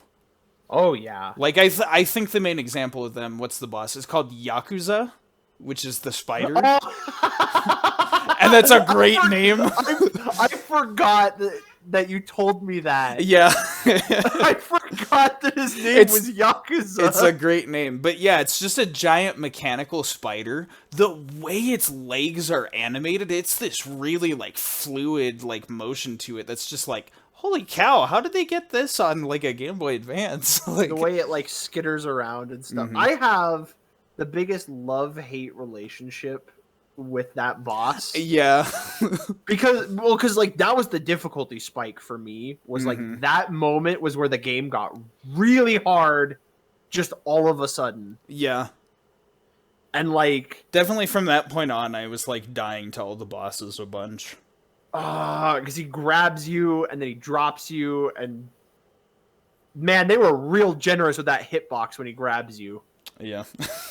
But even like, because then you beat like I was doing it, and then he started changing colors, Yeah. and then I was like, I'm so close, I'm so close, and then I beat it, and he goes into his phase 2 where he's like doing like the space jump, Yeah. and I was just like, really, like there's more. This is the one thing I didn't like about the bosses, is once you beat it, then it turns into the little crystal thing with the X parasite in. Yeah, and then you gotta fight that to And you get the gotta power fight up. that. And I can't express to you how many times I died to those. Like, I beat the boss, and then it goes into that, and I died to that because I was so low on health and everything. And that bugged the crud out of me. Yeah, that would be really annoying. You're like, I beat like the boss, but I still got to get past like just the parasite in its base form. Yeah, well, and especially because like most of them, like a good chunk of them, are like beam power ups, and so the moment you hit it, it shoots the beam at you, like, and you have like a split second to dodge. Yeah, That for was one of sure. those things that really like made me upset Uh-huh. because I was like, just give me the power up, I won. For sure. Now there is I will say we're like praising the bosses. There's one boss that I really did not like. There's one boss that I thought was just a real like sour spot on the game, and I'm wondering your thoughts on it. I believe the name of it is Nettori, but in my notes I have it written down as stupid plant wall thing. Oh, that is my least. Like, here's the thing: the spider Yakuza. I have him listed as like both my favorite and least favorite boss Yeah. because like that fight was so difficult, but like the music was awesome, and like that fight was, it was fun. It was cool. It was like a fair challenge. It was just kind of like it was a neat little experience. Yeah, the plant thing, That one. I hated that boss Yeah. because like, well, so the biggest thing was that I didn't realize that there are different kinds of jumps until that point, that like if you tap the button, or in my case mash the button, you short hop, Yep. Whereas if you hold the button, you do a high jump. So for the first, like, I don't know how long, I would drop into that room and immediately fall into, first off, one of the spores that would then knock me into the plant, like on the ground, and it would just start damaging me. Mm-hmm. And I would sit there and mash. I'd fire weapons. I was like, is this a thing I need to throw enough power bombs to kill it before that? Like, it takes a ton of hits. And like, I didn't even notice that it was a Chozo statue because I was too busy looking at every dumb little pixel of pollen on the screen that was trying to kill me. Yeah. It's really just like tiny little things with tiny hitboxes, but they move like too quick, just like raining from the sky. There's like pits where like plants will just chomp you and start sucking away at your health, like all over the floor. You have to be on this cramped little platform trying to shoot at this thing. It's just, and like the music isn't very exciting. Well, and that was the thing too, because I noticed this with a lot of the boss fights.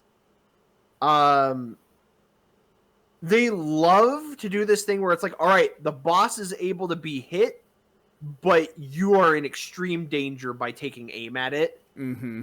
And so it's like, it's a test of greed of like, how many shots are you willing to take before you gotta, you know, get out of the way or shoot these projectiles or, yeah, you know. And so like it got really frustrating because I'd get like one hit in when like the game is expecting me to get 5 or 6 because I wasn't lined up perfect. And it just, the plant thing, that was the worst. Yeah. Because like it has like 2 phases of, you know, you trying to like hit it, like, and it takes so many hit points.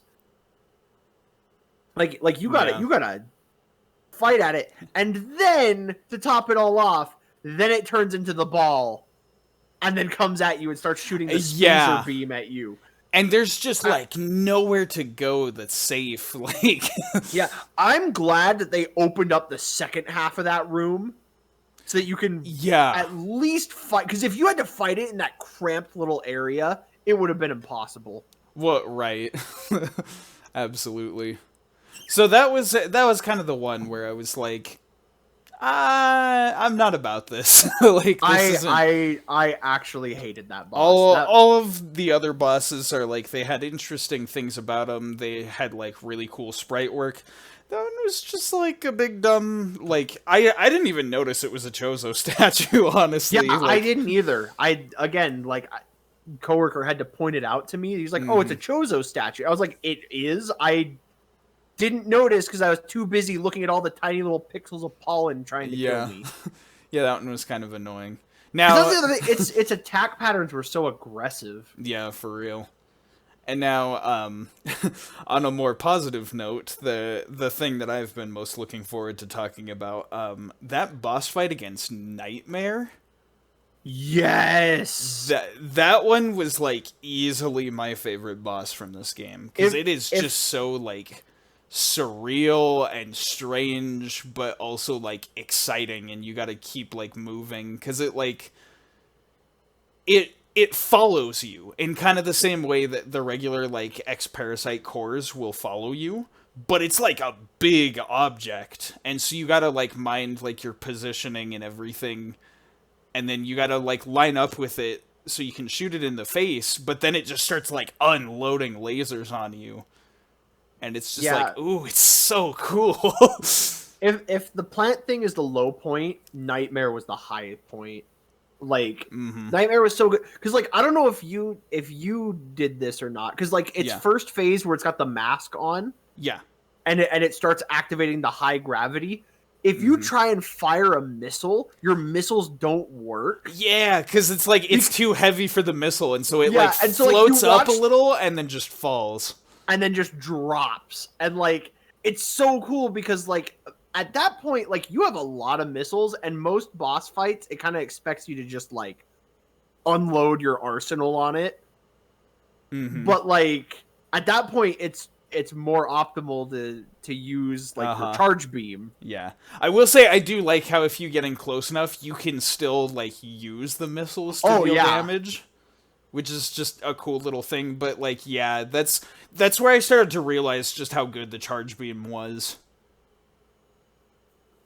That was he was so and like again, much like Crocomire, like I was gonna say it's a lot like Crocomire. weirdly gory, but like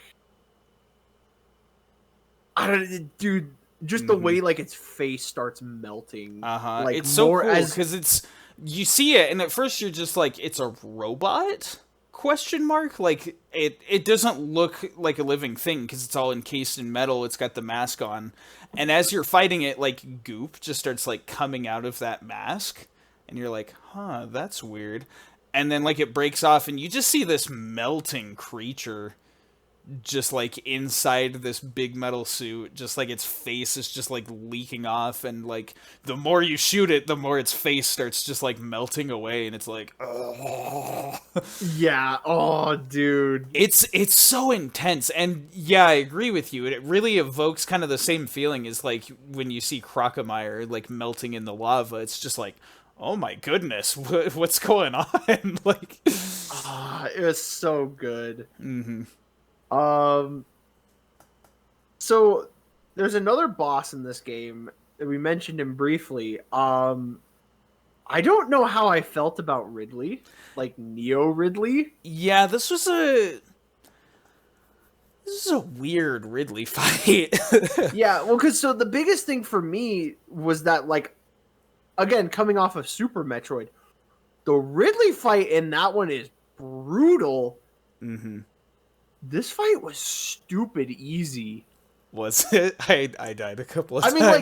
mean, like, I died once or twice, but like your charge beam just deals so much damage. When he does like his attack where he grabs you, you just aim at him and just unload missiles, and like you deal a ton of damage. Yeah. And like, because part of the thing is he's so big that just like you can hit him from anywhere. That was the thing that was weird about it, because his sprite was so big and you were in such a confined area.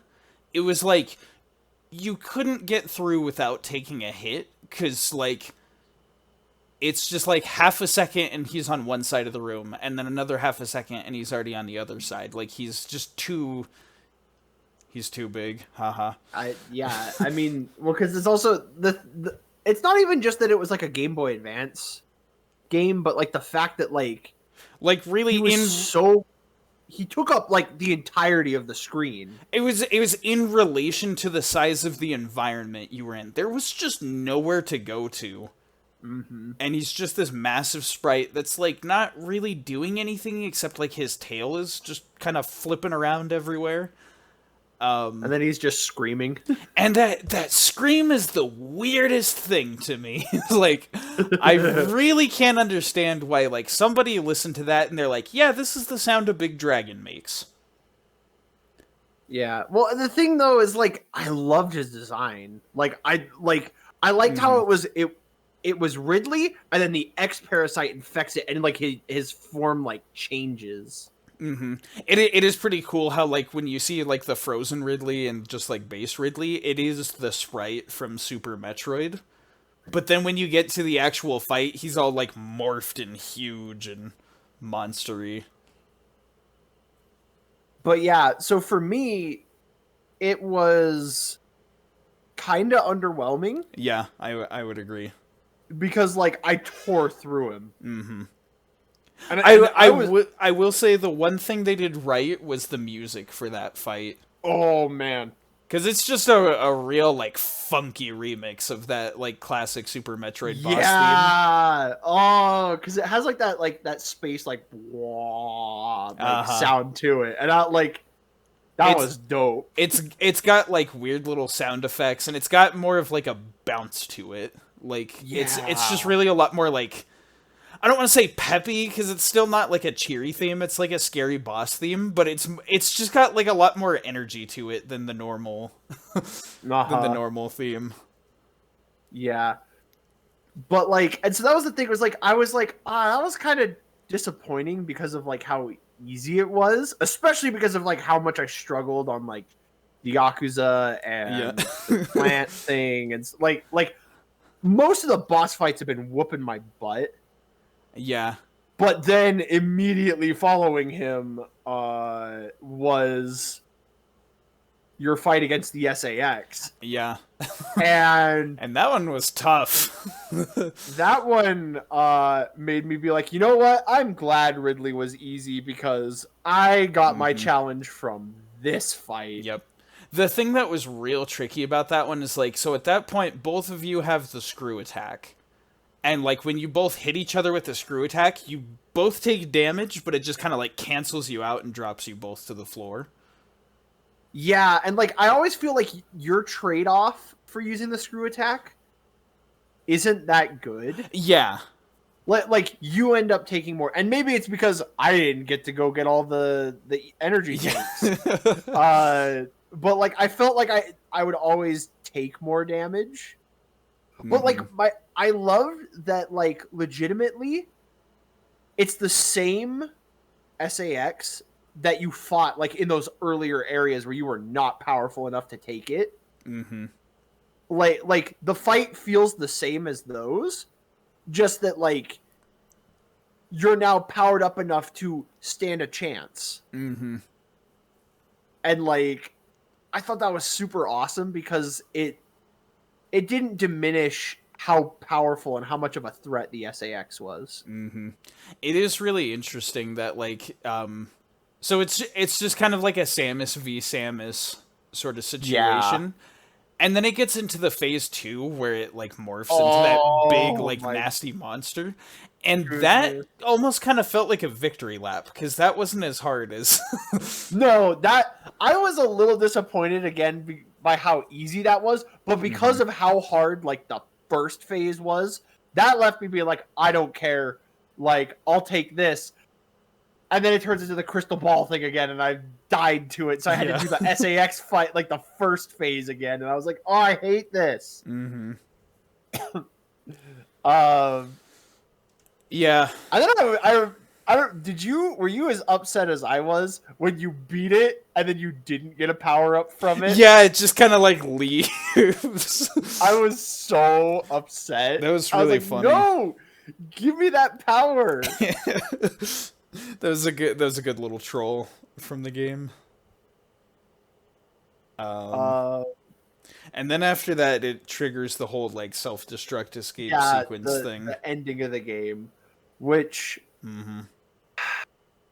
I have very mixed feelings about it because, like, on the one hand, it was legit like a cool moment. The Omega Metroid was legit awesome. Getting to fight that, and like I love like the SAX comes in and saves you, and like dies to save you, and I'm sitting there going, this feels like a less cool Super Metroid ending. Yeah. And I was a little upset by that because like I really loved the ending to Super Metroid and it got that like very visceral reaction out of me. And then this just felt like a cheaper version of it. And I was like, I don't like that as much. But then at the same time, like, I love the whole idea of how like the SAX runs in and fights the Omega Metroid because once again, Metroid and X parasites, they're natural enemies, and so like of course it's gonna see the Omega Metroid and be like, nope, this thing's gotta die. Yeah. And like it made sense.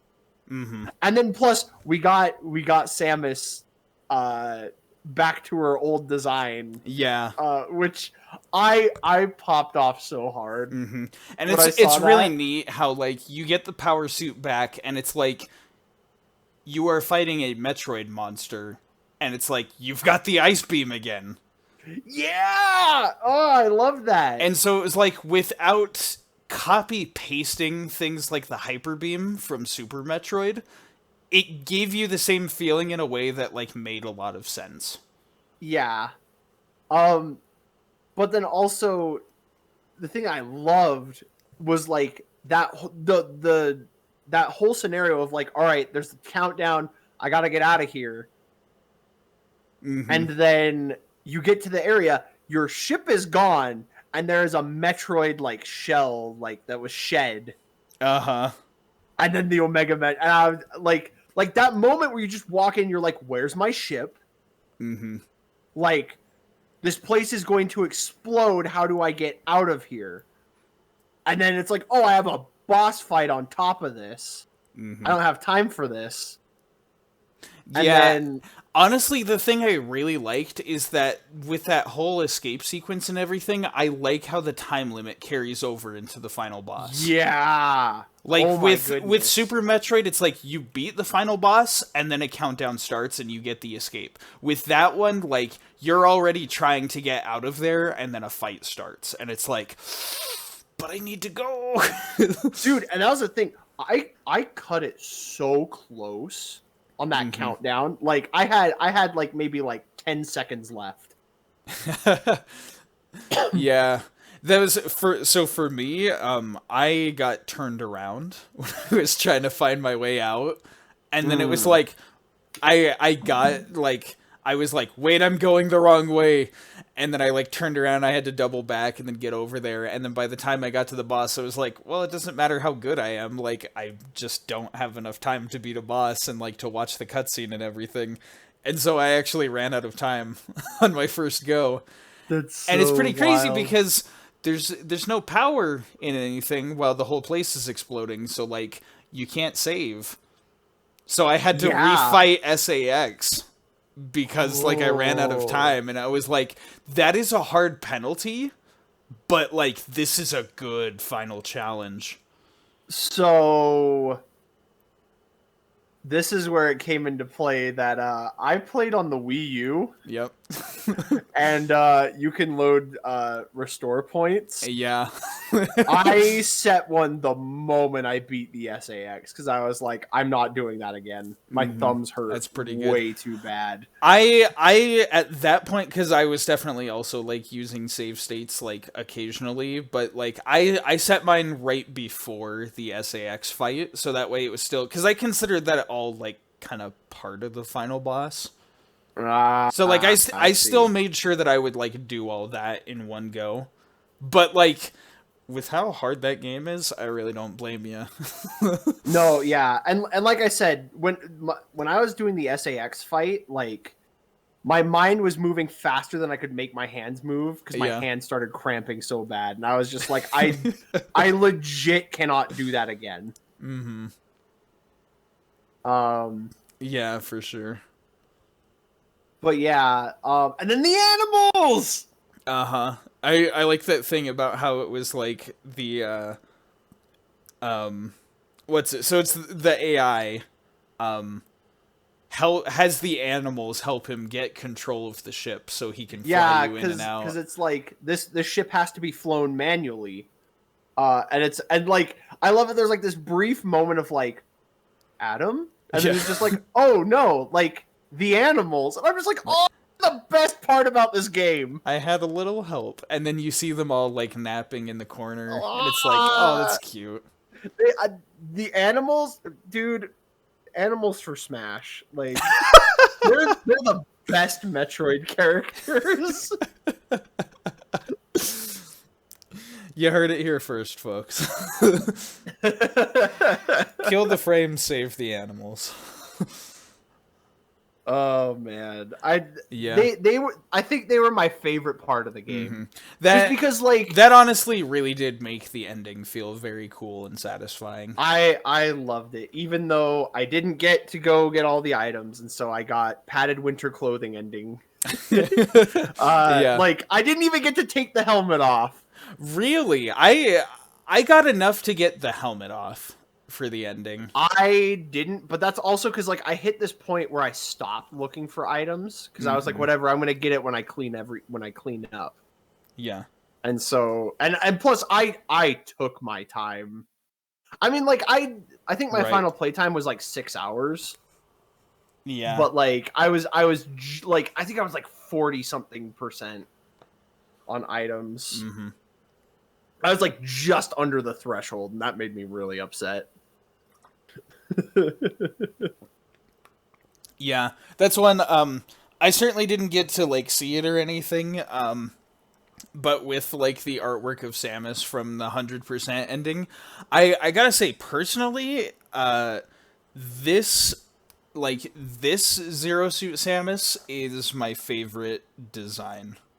I I have to agree. Because you know what, I kind of miss when her hair had a little more volume to it. Yeah, there's something about like the really long hair and like the way that the bangs are done. It's just like I love the look of this character.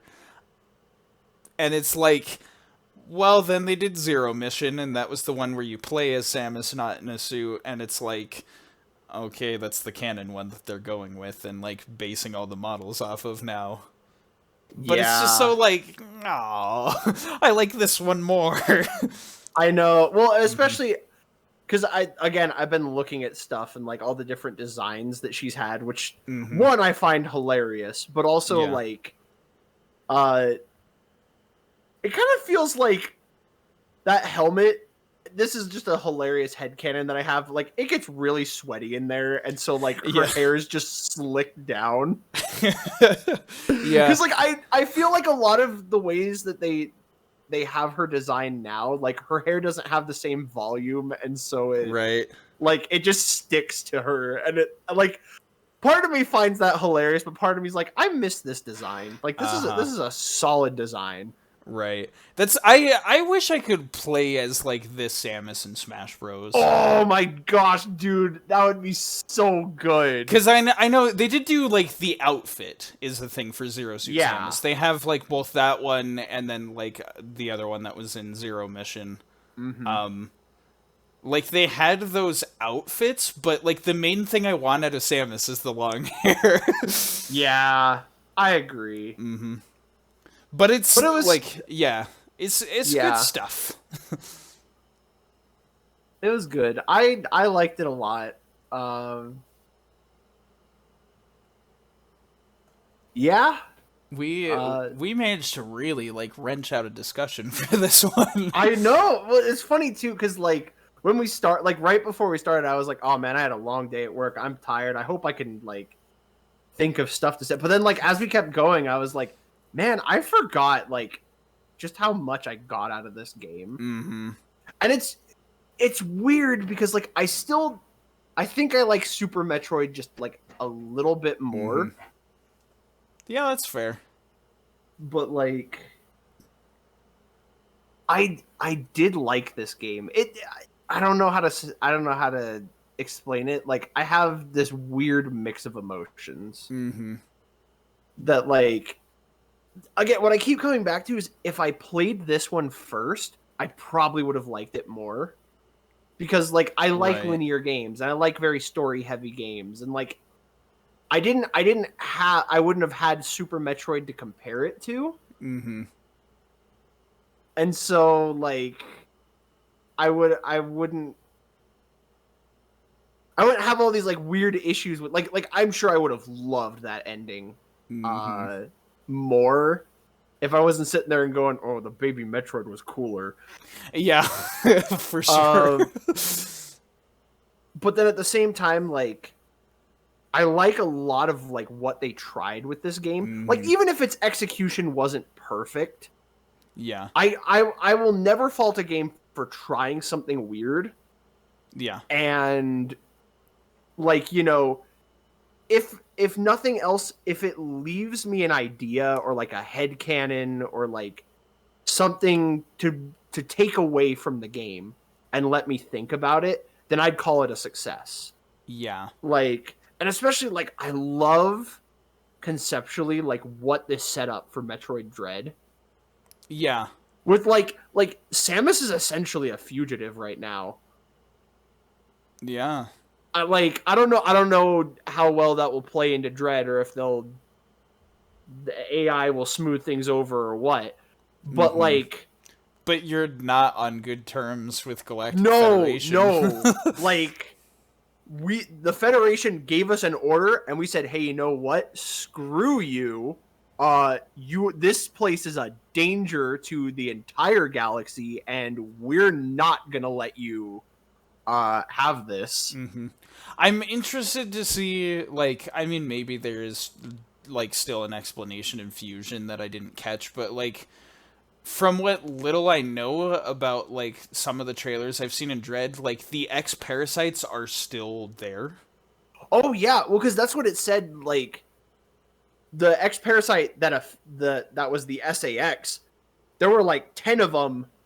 We can name 2 of them that have been dealt with. Okay, yeah, right. Because they said there was, like, 10 of them Yeah, well, on it the said there ship. were at least At least 10. 10. Okay. And so that's the explanation for, like, how it's spreading to other places and things. Yeah, which Okay. that's really cool. Yeah. That'll be an exciting little lead in. Um yeah, gotta say, just like thinking about the experience with Fusion, it's kind of tough when you have played a game in the series you like more. Mm-hmm. I This is here's like our mandatory Sonic section, but like I get that with Sonic games too. Uh-huh. Um I very much so. like a really good example of that, like one of the best games in the entire series, like really amazing game, is Sonic Unleashed. That one is just like super good. But then like for me, like my experience with like one of my first ones being Sonic Adventure 2, those two are like dramatically different in their tone. And because I have like the childhood nostalgia of Sonic Adventure 2, like that one just kind of, that style gels for me a bit more, but like I can't deny how good Sonic Unleashed is. That's kind of the same thing I'm feeling with this one between Super Metroid and Metroid Fusion. Yeah. They do things in very different ways, but like it's not bad. Like what Fusion does is really good. The only things that I genuinely dislike is like the hidden like bomb spots and like the weird like moments where like it's hard to find where to go, and the fact that there's no like x-ray scope for finding your way around, as well as like the like some of the weird boss fights like Nettori or whatever, Yeah. where it's just kind of like you maybe could have thought about like how to make this more fun. But aside from like those few like tiny things, I don't really mind the lack of exploration in it being a more like story focused thing, because I did say this in our Super Metroid podcast, but it's fine that they do two separate things, because then you just have two separate gaming experiences. It doesn't Yeah. feel like I'm playing through Super Metroid again. Like, Yeah, I actually, because that's the thing. This experience, and especially because like my experience with Super Metroid was experiencing it with you and watching you play it, versus sitting down and playing through this game myself, just with nobody else. right.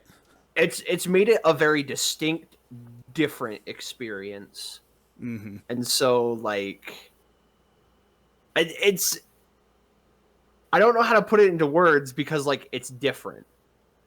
Yeah. And so it's like it's so weird because it's hard to compare them, but they're games that are so like tightly like connected. So it's got me in like this very weird spot. But I can say that like for the most part it's mostly positive. Yeah. I would say I'm better for having played this one. Oh, absolutely. And again, I'm really looking forward to how this ties into Metroid Dread and Uh-huh. like what comes next because man, the one thing that I always appreciate is when a franchise makes bold decisions. Yeah. Like and it sticks to those decisions. We'll really have to see with Dread, because it seems like it wants to be the middle ground between the two. It really wants that atmosphere and that feeling of being hunted by something dangerous that Fusion has, but then it really is going for like the flexibility and the exploration of Super. So Yeah. I'm eager to see it, and I just honestly I really hope it nails the landing, because Oh, like me too.